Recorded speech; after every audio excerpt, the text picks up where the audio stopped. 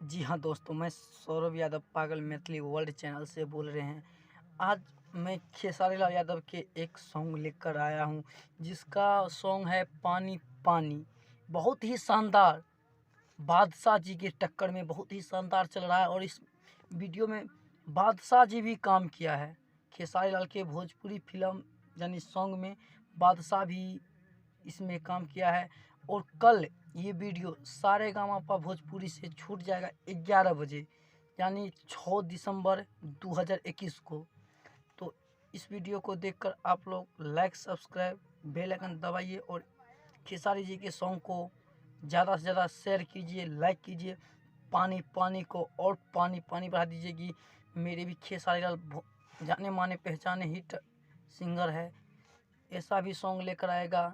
जितना आप लोग सपोर्ट कीजिएगा उतना वो सॉन्ग लेकर आएगा और इससे भी अच्छा अच्छा निकलेगा।